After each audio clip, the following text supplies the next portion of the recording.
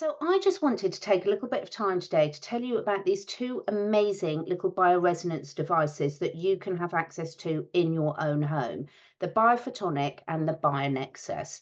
Now, I think most of us realise that in today's day and age, it's absolutely impossible for us to avoid artificial environmental factors from EMFs, air pollution, toxic substances in our food and water.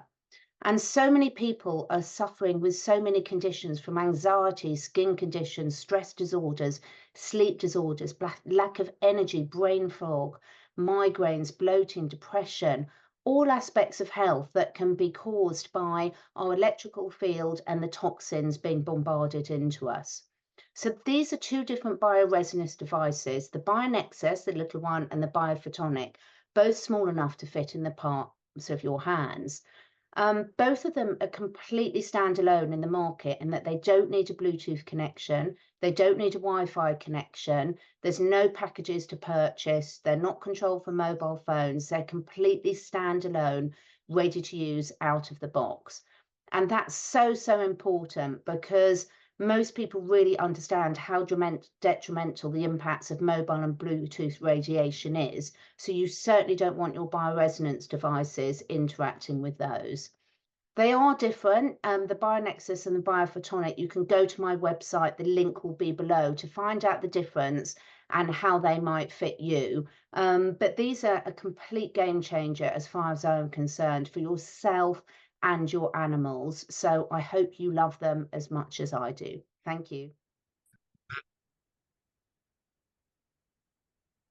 Hi everyone, we are back with the lovely Bryce from Esoteric Atlanta. We've both had a little bit of time off. We've had a break from our coffee chats for a couple of weeks, and today we're going to be talking about a really, really important subject, which I'm starting off by saying, a lack of knowledge can kill you. And I'll tell you what triggered this, Bryce. We have so many discussions off camera as well, but I listened to a really good Bruce Lipton interview. I love Bruce Lipton, Biology of Belief. But he was talking about this and he just mentioned it in passing, and it really hit home for me in terms of why we're caught in this cycle of discovery of where we're going and the pros and cons of really about what knowledge is, what being right or truth is or what it isn't, and how we can all really build that into our lives so that we're not being caught in a cycle of negativity and we're using the knowledge for good, but equally about giving strength to so many things like we're talking about, like what we still have to be careful about saying that even though everything's coming out on YouTube. But thank goodness people do talk out about these things. Thank goodness people do put their necks on the line and talk about it. And as they say, it used to be the difference between a conspiracy and the truth and reality was 3 years, and now it's about 3 months. So, first of all, welcome back. How you doing? And why is this Good. such an important subject? It's, I will say from my own experience, it's probably starting in 2016 to where I am 8 years, 2024. The search for knowledge in the world that we live in this on this planet is almost like what you're doing is you're actually what you might not know you're doing this, but you're actually challenging the illusion that you live in.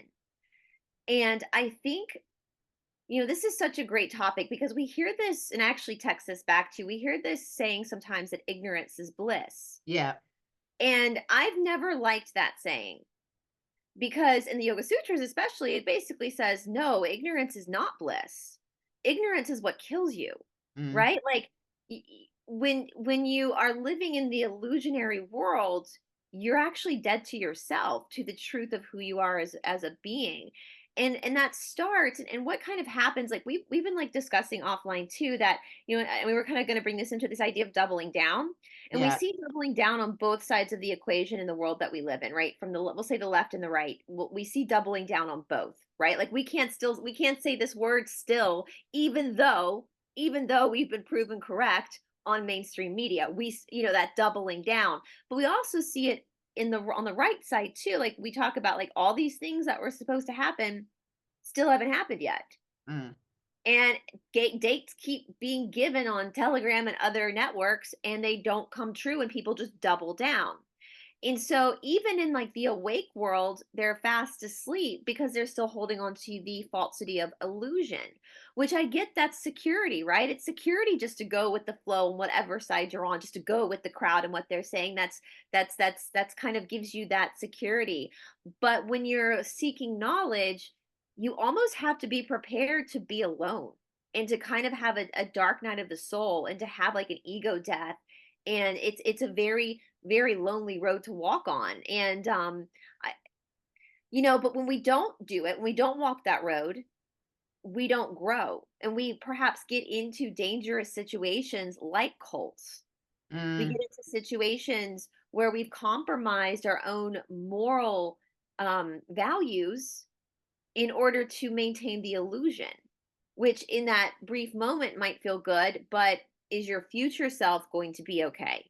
Because you made this choice today to not research, to not, and I know I know it's like beating a dead horse. It's like I keep saying this over and over again. We were just talking about this offline. Like if you're watching my videos, for example, where I do a lot of research, I'm continually saying, please research this for yourself. Don't say what I've said as fact. But we it's just so much easier just to like ride the wave of what somebody else says, and that's again how false information comes out, and we're still ignorant to the truth. Does that make Yeah. sense? Completely. And it was interesting. I was out with some friends last night we've got very different perspectives on a lot of things, but really, really great people. And it was so fascinating because there were so many different opinions around the table about all sorts of events, about global warming, about electric cars, about pharmaceuticals, about the education system, about the governmental systems. Not that in the UK we don't really talk politics. It's very, very different to the USA. But you name it, every aspect of sort of general conversation. And it was really fascinating because this issue about do your own research, because obviously people are living their own lives, they've got families to look after, they've got jobs to do, they've got aspirations and things to learn themselves, so not everyone can research everything. But we've got to the stage now where I think so much people don't respect intuition. There was a time when actually if someone sort of said, certainly as women, and obviously I'm not saying this doesn't happen to men, but as women, if you're out with a group of friends and someone says, I'm getting a bad feeling about that guy, don't be on your own with them, we would listen to that and take that very seriously. But now it's constantly thrown back about, well, where's your study? Where's your evidence? Where's your this? Now, on the other side, the other conversation we were having last night is about AI and about the search engines. We all know about Google. We know now in this age of online technology, it's actually easier than ever for people to control the narrative by the Oh censoring, yeah. by what's in your feed, by what you can Google. How many people, when they're researching and they're footnoting their research, but how far back down that research do you go? Are you just quoting another person that hasn't done their research? We don't want to be caught in this trap of having to literally go back and do this. It's this balance of knowledge and intuition. But one of the things about the lack of knowledge can kill you is exactly as you said, ignorance isn't bliss. And people are so defensive of on all sides, like you said, Yeah. doesn't matter whether you talk about political sides, gender sides, race sizes. All the while we've got those defensive barriers up, we're not open to learning or changing or even taking on information that could save our lives. And when you do double down, whether it's on the medbeds, whether it's on the revaluation, or whether it's on the fact that everyone in your government is trying to save you and we really are overpopulated, whatever the belief system might be, for me it's very, very dangerous to not keep questioning that. Extremely dangerous. And it's so funny because that's literally, our constitution in America is literally just that. Yeah. Don't ever trust the government, always question everything. That's the gist of our constitution. Like you are people are, and the thing is too, Catherine, I can't help but think about like this idea of, people do double down because it gives them that false sense of security. And I think you're right with the intuition too, because I think we've lost ourselves so much in the exterior circus that's around us. So many people do not have a sense of self. Yeah. And what do I mean by that? I don't mean what your favorite color is or what your favorite book is, because as we've said many times, those are all opinions. You could have had the same favorite color since you were a kid, but that could change tomorrow, Mm. right? So if it's an opinion, it's not fact, it's something that's in fluctuation, right? How many people do we know used to be super liberal and now are not? Like, it's Yeah. it's these things are constantly shifting. And so what do I mean by a sense of self? I mean, and this again is what a lot of spiritual practices at the heart of it, the crux of it, that what they're trying to get you to discover is who you are in silence.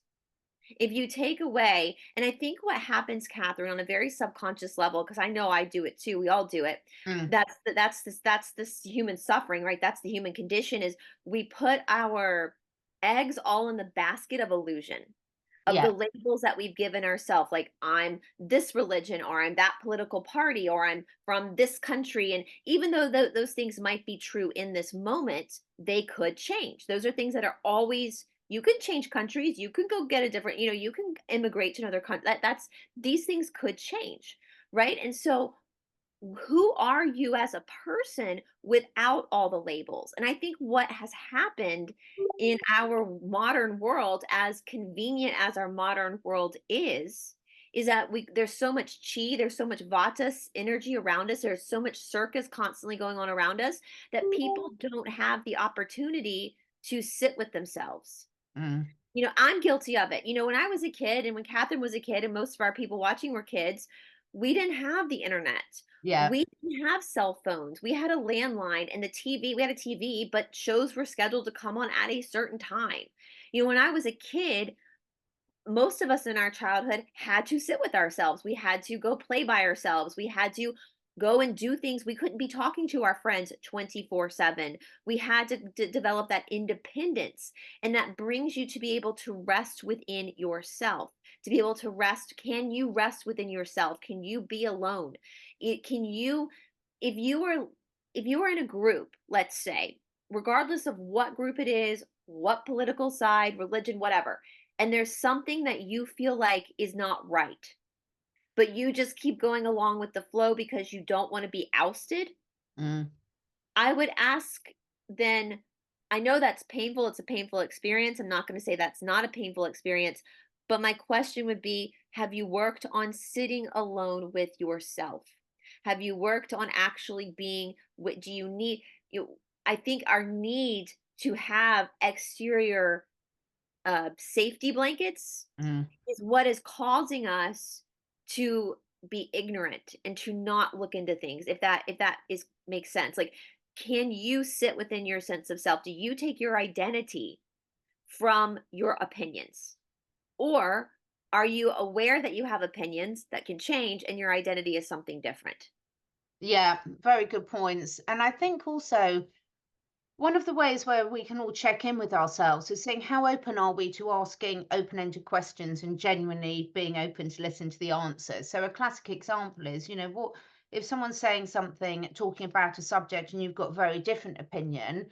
Well, say to the other person, please do explain, how do you see that situation?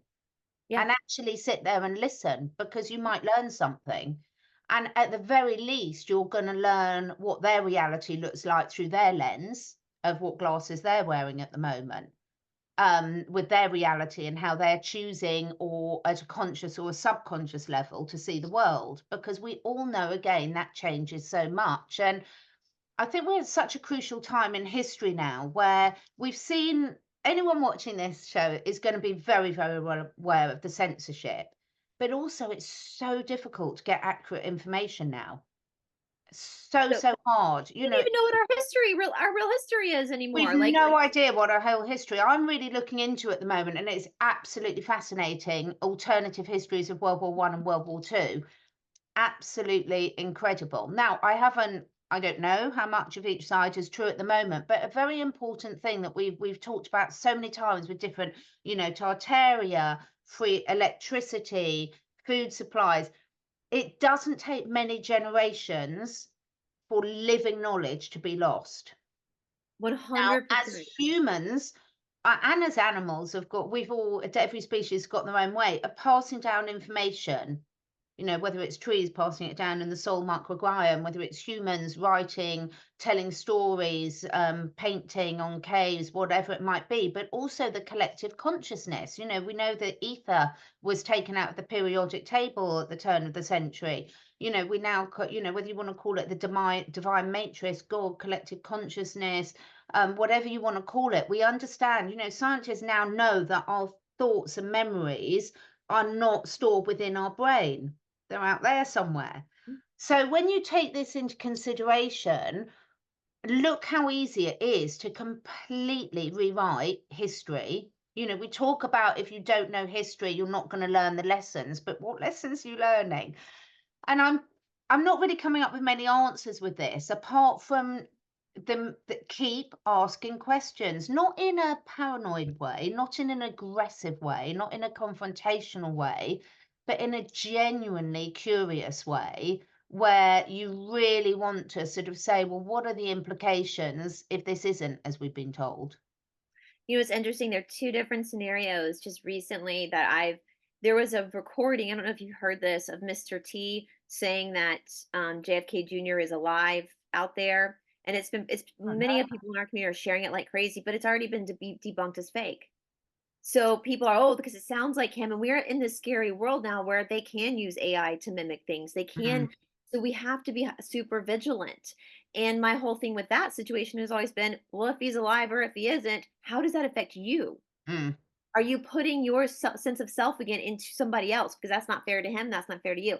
Another situation like what you're talking about, Catherine, for me has been with Tim Ballard. You know, we with the Yes. Sound of Freedom, freedom, and then all these allegations started coming out against him. My initial reaction was, oh, they're just trying to discredit him, Mm. but they keep coming out. And so I decided to take my own advice, and I've been doing some research into Tim Ballard and some So of have these. I. That's so funny, and we haven't even discussed it. No, Yeah. some of these seem to be pretty legit allegations, Mm. and the thing is, I think too, what I've noticed is, and I'm not a psychiatrist, although I have learned recently that because I'm not a psychiatrist, I have more liberty to, like, make guesses than, like, a licensed therapist would. Borderline personality disorder is a personality disorder basically of somebody who thinks their emotions are real.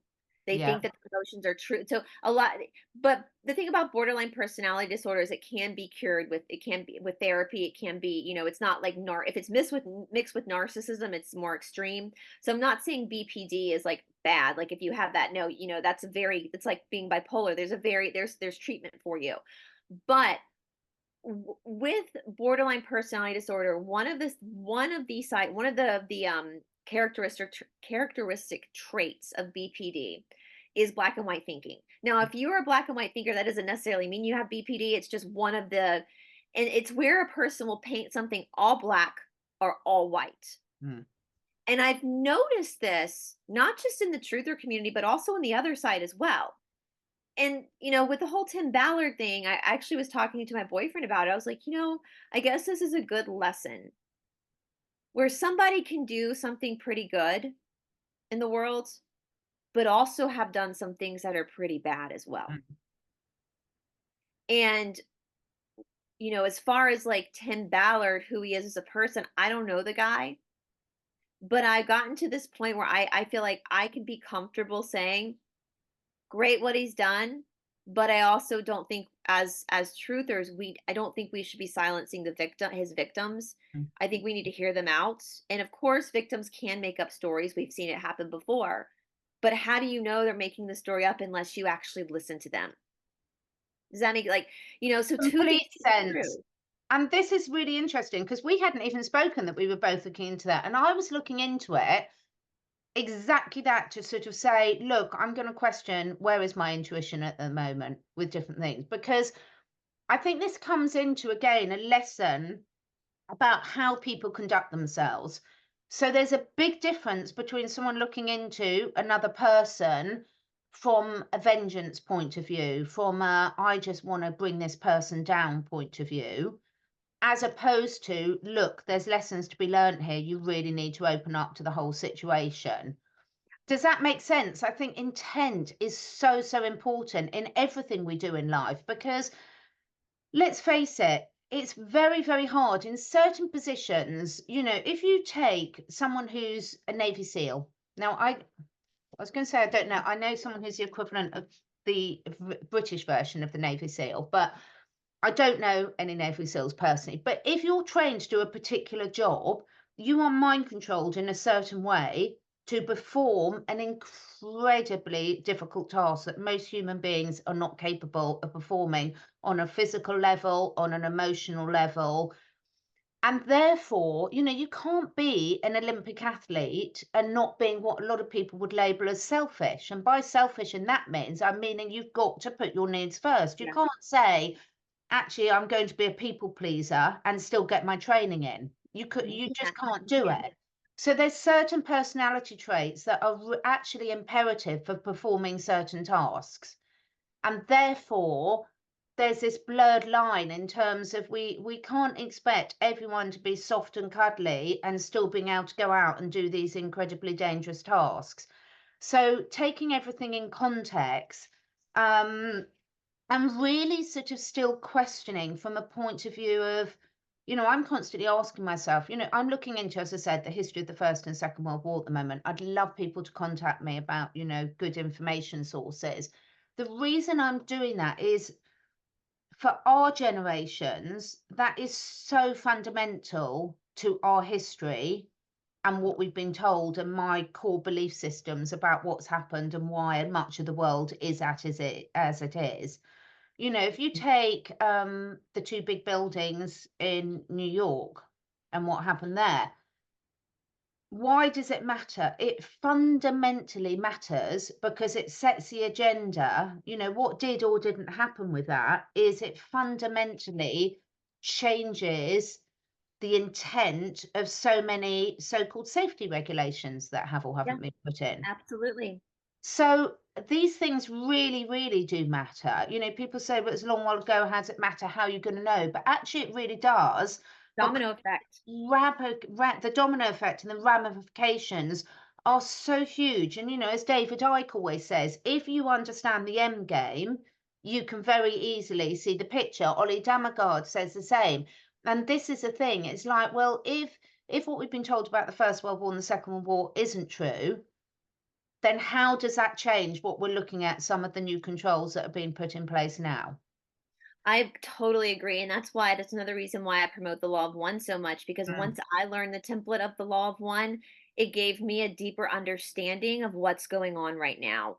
And that's why when all these people in our community are like, oh, all the bad guys have been captured or they've capitulated. Well, I know because I've studied the law of one that that's not a possibility because capitulation is service to others and these people on a service to self path. And so it gives you, I mean, that's why we study stories like the Trojan horse. Yeah. There's more, there's things are not as simple as we think they are. There's complexity here. And, you know, like with the Tim Ballard situation, yeah, I can be in a place of neutrality now where I can say, yeah, he's done some good things, but he's also done some bad things. It appears that he's done some bad things too. And I'll tell you one thing that really got me, because at first I was very resistant Mm. to hearing any of this, but because I've been so deeply studying the Chad Daybell case and the Jodi Hildebrandt case in the United States, these people who have committed horrific crimes. Chad Daybell was found guilty and given the death penalty. They are a part of this group that is a prepper group. They're kind of like we are. They're Mm. more Mormon in their belief systems, so they're a little bit more extreme. And even though people in this is a big group, so I'm sure they're really great people that are not super delusional in this group too. But I'm just looking at these cases as an example. Going through this, I found stuff where Jodi Hildebrandt, who is probably going to be in prison for the rest of her life for child abuse, and Tim Ballard were working together, Mm. you know, and like, and Chad Daybell, and it's like, so you can't ignore, you know, and I know that that doesn't mean, you know, people can work together and one can be good and one can be bad, of course, but I think there has to be acceptance. And did you guys get the show in the UK, Catherine called Dexter? We did. I've never watched it. I Yeah. watched it off and on, and it kind of, and like you were saying about the whole mindset thing, you know, Dexter was a brilliant series. It was about this guy named Dexter, Mm. oddly enough, who was a psychopath. and he was a serial, one of those guys. But he was like a virtuous psychopath because he had the bloodlust and the need to do this, but he would only go after criminals, Right. people who had hurt children, or so that's how he got his psychopathy met without hurting good people. Yeah. And the actor did voiceovers who played Dexter about watching people's emotions so he knew how to mimic emotions. Mm. And I was talking about that with my boyfriend with the whole Tim Ballard thing, and I was like, I know for me, I wear my heart on my sleeve. I'm too transparent. There is no way I could do that job of going in and saving children. I'd No lose it. way. No way. I'd be picked up as an as, you know, an undercover person I would be straight away. shaking. I Yeah. would be like, there would be Yeah. no way. So is it then, as we were saying, like with the whole mind, as you're talking about the whole mindset thing with Mm. like, I think about Dexter, was Tim Ballard, and this is just my speculation, was Tim Ballard able to do this job and not get caught because maybe he has little psychopathy as himself? Exactly. Yeah. And we can say her name now because we're far enough, hopefully, through the video to not be. You say certain trigger words, if you say them, folks, at the beginning of the videos, you're more likely to get flagged.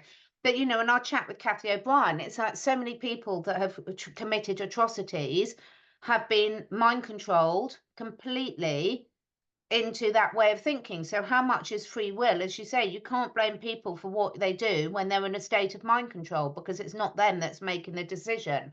So I think for me, in terms of this lack of knowledge, is always, I think we're in a time now where it's not good enough to just ask why. It's the intent behind your asking why. Because Yeah. people are, myself included, you know, where do you put your time and effort? And this is where people have different knowledge. You know, you're really good at researching different things to the things that I'm really was good at researching. You don't have to do it all yourself, but wherever it's coming from now, it's getting increasingly difficult to actually verify facts.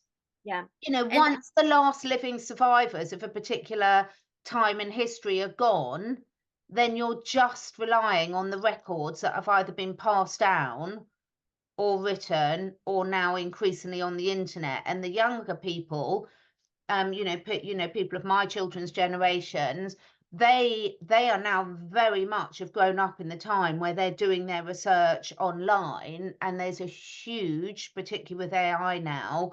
I must give at some stages some of the examples of what I've put into Chat GPT, and the things that have come out. You're just like, well, this is going to make the New World Order's job so easy. yeah, I think the good thing too with that too is that I guess this is a saying, and it might be a saying in the UK too, take everything with a grain of salt. Yes, Everything, absolutely. even if somebody is saying something that you really agree with, and again, can you become, because I know we're probably going to trigger people with the whole Tim Ballard thing, but like I'm totally comfortable with saying he did a really great thing for kids, but he also hurt some women. Mm. Two things can be true. It doesn't take away the fact that I acknowledge he helped children. I acknowledge that. But that still doesn't override this. And are you comfortable with living in that area of not painting things black and white, not painting Tim Ballard to be a saint, not painting people to be white or black? Are you comfortable being in that gray area, and then sitting in yourself? And I guess again with the knowledge too, you're right, Catherine. It's so funny. Long time ago, before we knew that these ancestry things were Mm. perhaps not good, I Yes. did 23andMe, and I still get like emails about like stuff, and they keep changing things. And I got the funniest email yesterday, you guys. They were emailing me to let me know one of my grandparents had been born a Coptic Egyptian. My grandparents, all four of them, were blonde-haired, blue-eyed Southerners. They I know I have a like 1% Coptic Egyptian in me, but that comes from like way long time ago. I was like 20, you guys are idiots. There no, my grandparents, none of them were Coptic. None of them were. Mm. Their last names were Bennett, Watson, Strom, and Bryce. Those were their four surnames. And that's not That's German, French, and English. That's what Mm, it's called. What? So it's just interesting, and I think sometimes, like, when you can look at history and just know, well, that might not be true. There's a great channel I've recently discovered that I want to look deeper into this guy's work. It's all in the state of Florida, and how there's particular beaches in Florida where it's not really sand. It's like combusted crystals from Appalachia that came down, and that's why the beaches are so white. But there's all these other things about that this guy has discovered about the state of Florida that are not in our history books, and they're mm. unexplainable. And there was one story in particular where he told of this man who had lived to be 137 years old. And this was back in when they were first going to the moon, like in what, the 60s. And they asked this 137-year-old man, of course, that's unheard of now for someone to live Yeah. that long, about his opinion about them going to the moon. And he said, oh, well, everyone knows that's not possible. That's what the guy's response was. And after he said Mm. that, all of a sudden his social security was cut off. The government, he basically perished soon after that because he had all of his life. And this guy who caught this interview speculated, what did that man know? What Yes, was he taught that we weren't taught? Because exactly. he lived in the 1800s I so wish I'd had this mindset when my grandparents were still alive. to I ask questions. so wish Same. I'd have the conversations I would love to have. And on that, because I was having a conversation about the blue zones with my son, and my son's really, he's got an amazing thinking mind and questioning mind. And he was saying, well, yeah, but the thing is, a lot of the people they've done a study for the blue zones, they've subsequently found out that they can't verify their date of birth because a lot of people never knew their date of birth. Yeah, that I know that's Now true too. some Yeah. can, but there's whole areas of the world where people don't know their date of birth, and particularly when records have been lost and things like that. Now, I'm not saying the blue zones isn't really important research and there's a lot we can learn, but equally, it's quite modern history Yeah. that people did know how old they were and exactly what date they were born. Born. Yeah. Because That's a lot super. of people Yeah. didn't write, and those records weren't kept. And that's why census records are interesting sometimes because you keep Yeah, going back, especially in like ancestry and stuff. And how do you, because unless you were born into the aristocrat society or into royalty, they did not jot, they did not no, put your birthday down. And the thing is, too, guys, our calendars change so many times. Like, so how do many. we know for sure that the date that's given to us is actually the particular date? Yeah, And so, yeah, I mean, that if I'll see if I can find that channel and send it to you, Catherine, with this guy who we brilliant. found this 100, because this 137-year-old man, he had lived during the 1800s. And so the fact that he was just so like, duh, like no one can, like, duh, like no one can, Oh, like, I'd so love to do that because imagine the questions we could ask them now. And as I said, my grandparents who were in London during the First World War and the Second World War, imagine the good questions we could actually ask now. right. Because it does become a self-fulfilling prophecy. If you're told things enough times, that can override memories. And you've got the Mandela effect, you've got the collective consciousness. You've also got the Emperor's New Clothes. If it's drummed into your awareness enough times, particularly if you're busy trying to survive, make a living, feed your kids, and whatever else, if it's not something that's vital important to you, that just becomes your new reality very quickly. Do you know what I'm going to suggest to our friends and for us too, Catherine? I used to journal a lot, just Mm, about, and I still journal, but I journal more about spiritual things now. But when I was a kid, I and into my 20s, I like literally journaled about my day and what happened that day and things that were going on. I'm going to encourage people, especially if you have kids, to start keeping journals of your day, of things you did, of things that happened, of what the news is telling you, like what you see on the yeah, news.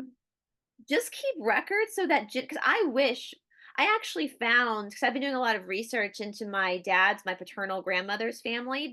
Well, we say Bennett's, Benet. They were French in South Georgia, and they kind of were big, according to the research, big judges and lawyers in South Georgia.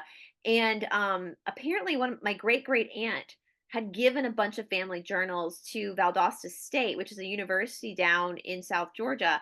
And I've been trying to get those journals from, and I'm just hitting a dead end because I want to see what my ancestors wrote down, like what yeah. did their journals say. And I can't get, and I think I told this story before, like my boyfriend was looking for old hiking trails in Georgia, and he was looking for like logging roads that people, because he doesn't like seeing other human beings, he likes to be very much alone. um Mainly so we can take our dog off the leash, but he got access to the University of Georgia's archaeology department, which you usually have to pay a lot of money, but he somehow got access to it, and he was pulling up maps of Georgia from the specifically from the 1800s, and they're doing a lot of logging just to see if he could find logging roads, old logging roads to walk down. And he called me into the room because when he pulled the map up of Georgia, it said Egypt across it Mm. instead of Georgia. Why? Why? Why did it say riddle me that? Like, give me some logical explanations as to why in the 1800s that's what they wrote on the map. Yeah. Why?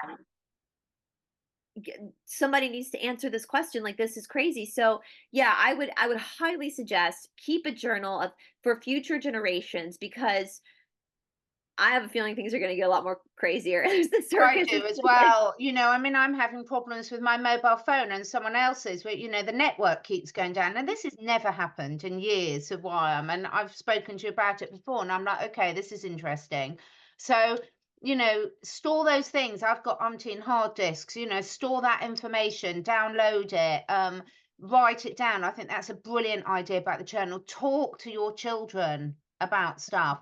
About your Your childhood. parents, talk to older people, find out. It doesn't if you haven't got relatives, find some other older people and go and Go actually to talk to nursing them. homes. They would love that if Yeah. you go to nursing homes. And I'm telling you, I so agree with you, Catherine. I wish I'd asked my grandparents more questions before they I passed away. so wish I had. I mean, I wish I'd asked my father a lot more before he passed away. And I so wish I'd asked my grandparents more. And, let's not make that mistake. Let's make sure that we're aware, we're keeping notes because it is very difficult to keep track of stuff and things, particularly if it's not a priority for you. People are juggling so much all the time, their own traumas, ill members of the family and things. So, if it's not that, make those notes, talk to your family, talk to people, and let's try and see if we can put a few more bits of this jigsaw puzzle together. And my final message is that look, so long as you're coming from a right range, we often talk about, there's been so much talk about it's not our job to wake people up anymore.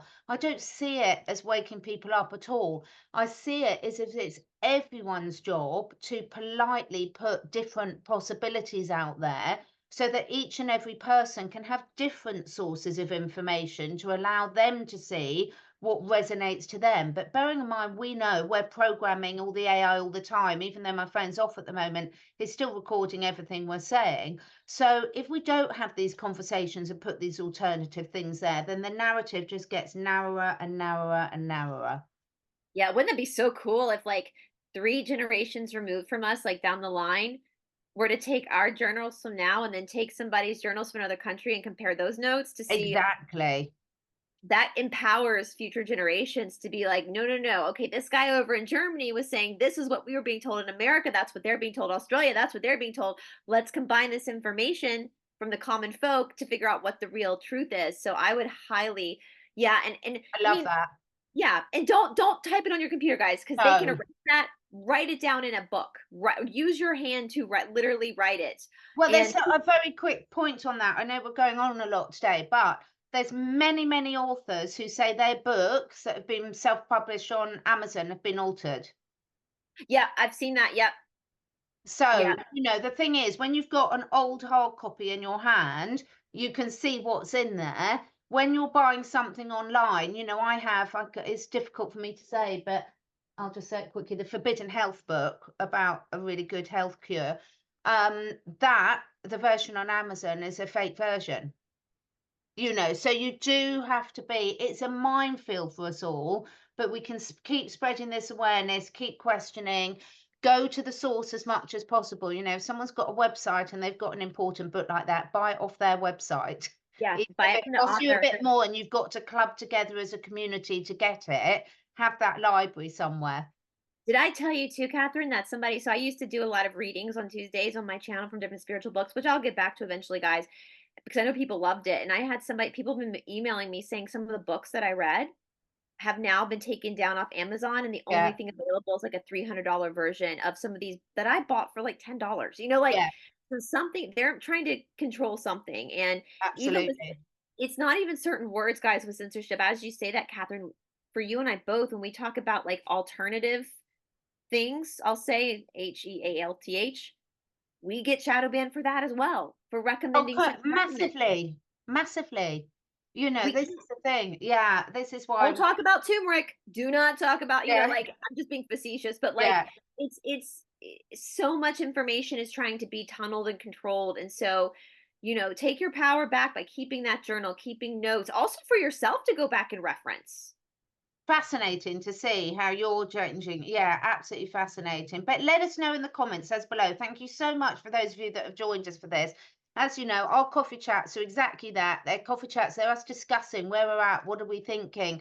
What do we think is important? We love hearing what you want to hear about below, what your thoughts, what your perspectives are. And if you've got any good information, always send it through to us. We'd love to have a look. I know we're going over, Catherine. Maybe next week we can do this on my channel. But on my channel last week, we talked about the bear versus the man Oh, debate, which was yes. kind of funny. And you said you had a wild hog story you wanted to tell. Do you want to save that for next I'll week? I'll save that for next week on your channel, and we'll start Guys, off with I wrote that in my diary. That's something I wrote in it's my diary. I was like, Catherine, wild hog story, must it's tell. just a silly story, but it was very funny. Yeah, very, very funny and ingrained on me, and it could have been ingrained on a bit of my own anatomy, but I'll tell you about that next week. So thank you so much. Let us know what you think. Where are your good sources? What are you storing? What do we need to know about that we haven't discussed today on this subject? And we will be back next week. We alternate 1 week on my channel, 1 week on Esoteric Atlanta. So come and join us there. And please, please, please hit that subscribe button, hit the follow button, because it really, really does make a difference. Otherwise, everything doesn't get shown. Thank you, Catherine. I'm Thanks, excited. guys. Thanks, everyone. Bye, Bye. guys.